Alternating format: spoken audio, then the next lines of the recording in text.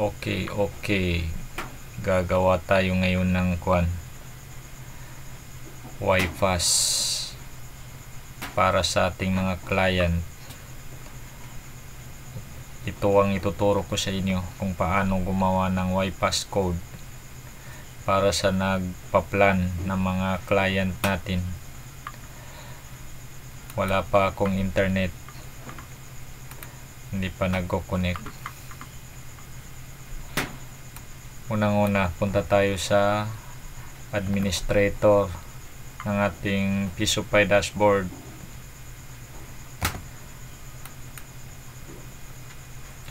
Yan.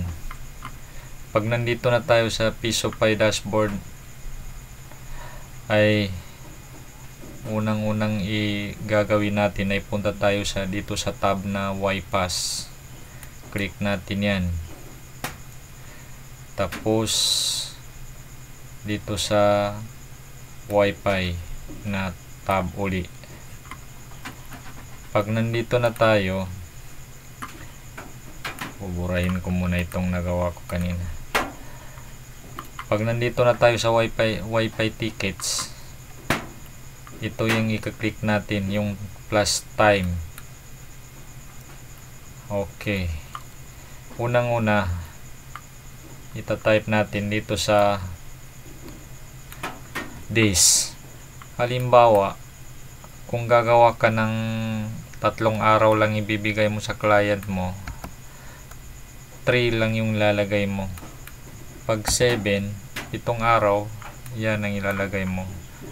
Pag 1 buwan or 30 days, 30 lang ang ilalagay mo.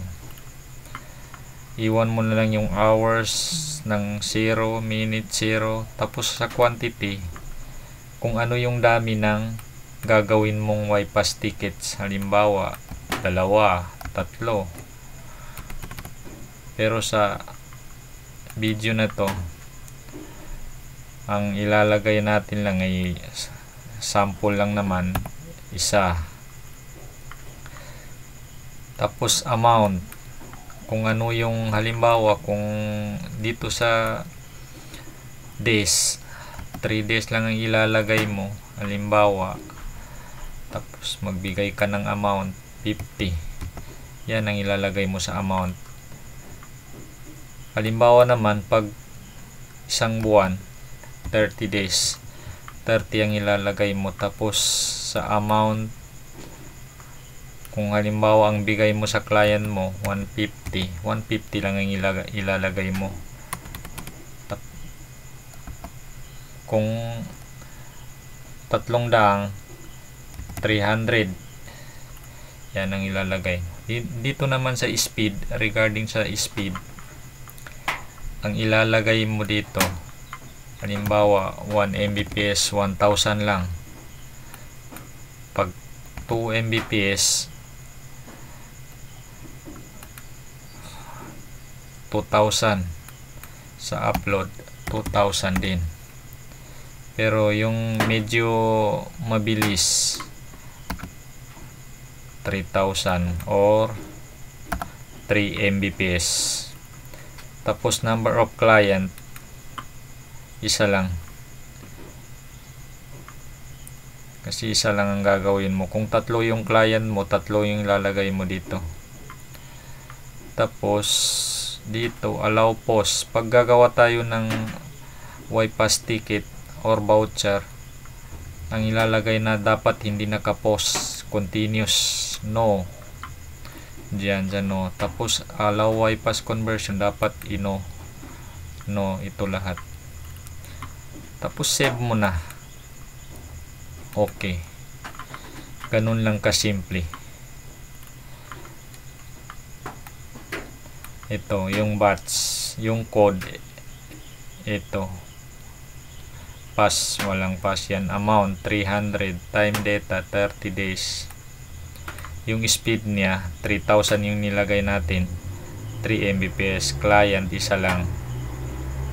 Yan. I-testing natin. I-copy mo lang, tapos punta ka sa portal ng Pisupy. Halimbawa ito, meron pa akong oras. Sandali, i-delete ko muna yung oras ko. Yan. I-disconnect muna natin. Okay.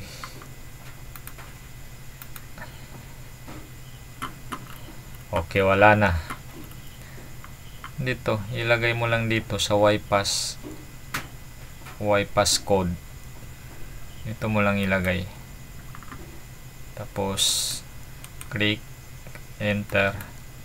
Yan, MVP. Tingnan natin do sa portal kung anong code 'yon. YPass.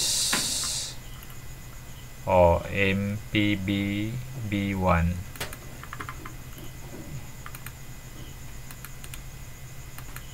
NPBB1. Tapos click use.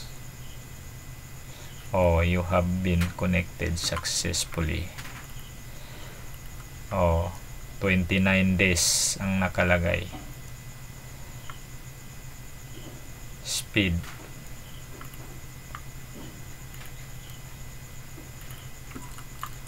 Ganyan lang kasimple. Tapos meron na tayong internet.